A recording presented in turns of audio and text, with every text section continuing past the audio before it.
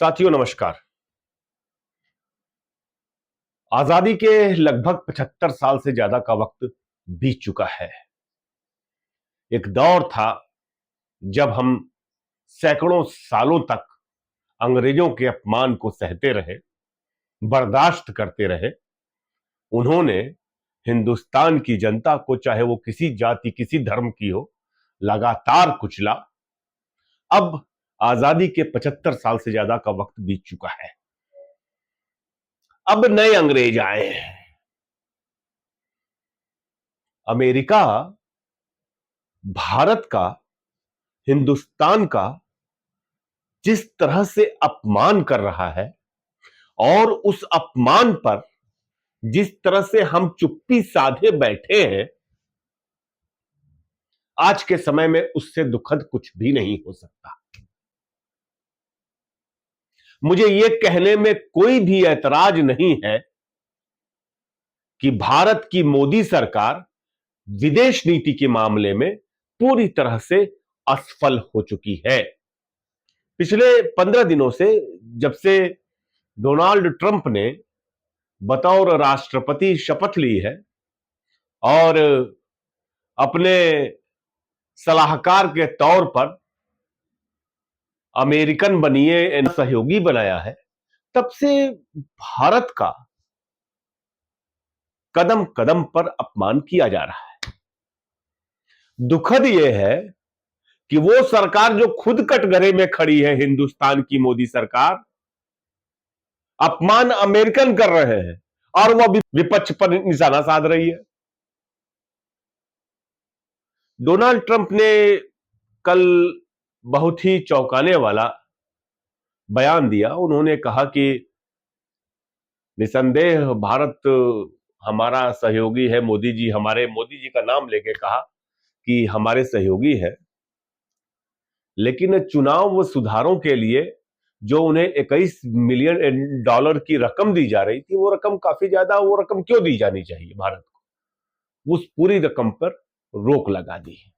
Well, why are we giving $21 million to India? They got a lot of money. They're one of the highest taxing countries in the world in terms of us. We can hardly get in there because their tariffs are so high.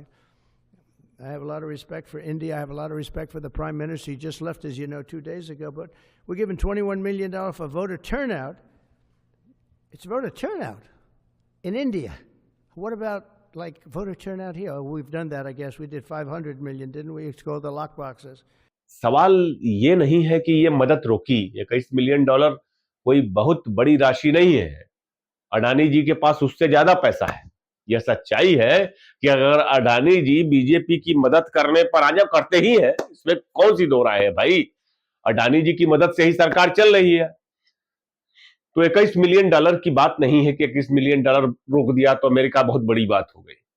लेकिन जिस ढंग से सार्वजनिक तौर पर देश के प्रधानमंत्री का नाम लेते हुए उनका अपमान करते हुए रोक लगाई गई, वह जरूर खेदपूर्ण है। और आश्चर्य है कि न तो विदेश मंत्री, न तो देश का प्रधानमंत्री, न तो विदेश सचिव, किसी का एक बयान इस मामले में नहीं आया। आप अंदाजा लगाइए। आपको बता दें कि जो बीजेपी के आईटी सेल के प्रमुख है अमित मालवी, वह कांग्रेस पर निशाना लगा रहे थे कि यह पैसा जो है यूएस एड का जॉर्ज सोरोस के जरिए कांग्रेस को मिला। लेकिन अब तमाम सबूत इस बात के सामने है कि भाजपा के तमाम लोग उस पैसे का, जिसका चुनाव सुधारों में कथित तौर पर इस्तेमाल किया जाना था, उससे लाभान्वित रहे। स्मृति ईरानी तो बाकायदे ब्रांड एम्बेसडर रही। विदेश मंत्री तक ने स्वागत किया है उस धन का, उस धन के आगमन का। जब पैसा लिया, किसी से आप पैसा ले लो दान का, तो वो तो अपमानित करेगा। लेकिन आपने पैसा लिया, सरकार ने लिया, मोदी जी ने लिया, बीजेपी ने लिया, जिसने लिया, जनता को क्यों अपमानित होना पड़ रहा है? यह सबसे बड़ा सवाल है। आपको पता है कि अमेरिका ने अभी तक चीन के एक भी अवैध प्रवासी को अमेरिका से नहीं निकाला है, एक भी। भारत से लगभग 1.5 गुना ज्यादा वहां पर है अवैध प्रवासी चाइना के। 30-32 हजार के आसपास है, भारत के 18,000 की लिस्ट बनाई गई है। भारत भेज दिया गया 350-400 लोगों को, चाइना का एक नहीं भेजा गया। विश्व बिरादरी के सामने अपमान, और खाली अपमान इतना नहीं है कि हथकड़ी लगाकर हाथ में पैर में बेड़ियां बांध करके भेजा जा रहा है।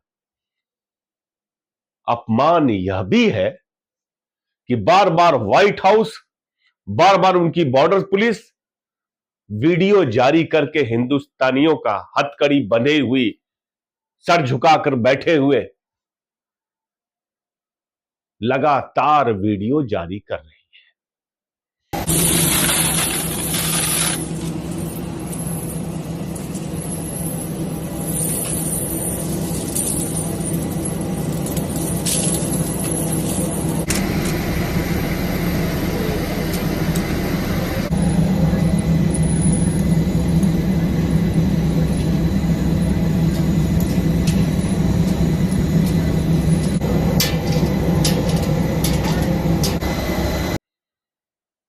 इस अपमान का, जो ये अपमान हो रहा है, उसको लेकर के भारत सरकार की एक आपत्ति नहीं आई कि आप इस तरह के वीडियो हिंदुस्तानियों के क्यों जारी कर रहे हैं। अन्य देश बेहद, मैं चीन का उदाहरण दे रहा था, भाई आप क्यों नहीं प्रत्यर्पित कर पाए वहां पे उनको? इसलिए नहीं कर पाए क्योंकि चीन आपकी ऐसी की तैसी कर देता। भारत की अंतर्राष्ट्रीय तौर पर जो उपस्थिति है लगातार कमजोर हो रही है इस वजह से, और इस स्थिति से निजात पाने का फिलहाल सरकार के पास कोई रास्ता बिल्कुल नहीं है, कहीं से भी नहीं है। लगातार प्रत्यर्पण हो रहा है, एक से एक कहानी सुनाई दे रही है, ऐसी ऐसी कहानियां आ रही हैं दर्द भरी कि आप देख करके सुन करके आश्चर्य कर जाएंगे। सिर्फ ऐसा नहीं है कि यही 2 मामले हैं हिंदुस्तान के अपमान के जो डोनाल्ड ट्रंप कर रहे हैं।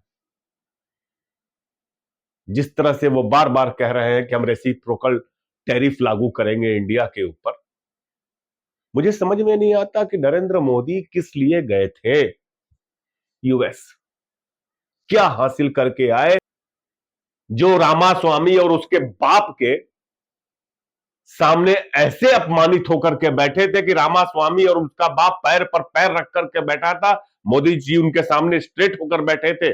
यह हिंदुस्तान का अपमान नहीं है? क्या हैसियत है रामास्वामी की? क्या हासिल करके आए वहां से, यह बताना चाहिए। नरेंद्र मोदी ने वहां पर पत्रकारों द्वारा पूछे गए सवाल कि गौतम अडानी को लेकर ट्रंप से क्या बात हुई, का जवाब देने से इंकार कर दिया। उन्होंने साफ कहा कि ऐसे सवाल निजी बातचीत में हम लोगों के शामिल नहीं होते हैं। लेकिन चौंकाने वाली तीसरी खबर यह है कि गौतम अडानी के खिलाफ अमेरिका ने सम्मन जारी कर दिया है। आश्चर्यजनक है। अखबारों की ये कटिंग देखिए, द वायर भी शामिल है इसमें, आज तक भी शामिल है। ये लोग बार बार कह रहे थे कि वो कानून ही रद्द कर दिया गया जिससे अडानी पर मुकदमा हुआ था। सच्चाई आपके सामने है। क्या इससे अंतरराष्ट्रीय स्तर पर हमारी बेइज्जती नहीं हो रही? केन्या ने कॉन्ट्रैक्ट खत्म कर दिया एयरपोर्ट के डेवलपमेंट का और तमाम चीजों का। श्रीलंका ने सोलर एनर्जी को लेकर के आपसे कॉन्ट्रैक्ट रद्द कर दिया। दुनिया के तमाम देशों में आपको मुंह की खानी पड़ रही है। उसके बाद अमेरिका से करप्शन को लेकर के सम्मन जारी हो गया। दरअसल जो ये राष्ट्र खुदा अडानी है, इसकी वजह से हर एक हिंदुस्तानी को अपमानित होना पड़ रहा है। मोदी सरकार की अकर्मण्यता की वजह से हम सबको अपमानित होना पड़ रहा है। और दुखद यह है कि इनके पास कोई रास्ता नहीं है और इतना साहस और गैरत नहीं बचा है कि अमेरिका को मुंहतोड़ जवाब दे सके। साउथ अफ्रीका जैसा देश, जो अमेरिका की नई पॉलिसी आई है जिससे वहां पर गृह युद्ध के हालात है, साउथ अफ्रीका में जो लैंड पॉलिसी थी चेंज की गई, उसको लेकर के ट्रंप ने वहां पर हस्तक्षेप किया, जिसके बाद वहां के गोरे भड़क उठे हैं, कहे कि हमें बचाया जाए, दंगा कराने के चक्कर में है वहां पे। के बाद जिसके बाद साउथ अफ्रीकन जो गवर्नमेंट है वहां की घोर आलोचना की है ट्रंप की। यूं हाथ पर हाथ धरे रहने का वक्त नहीं है। जो अपमानजनक स्थिति अंतरराष्ट्रीय स्तर पे हुई है हम सबकी, उससे तत्काल निजात पाना जरूरी है। मिलते हैं फिर बात करेंगे।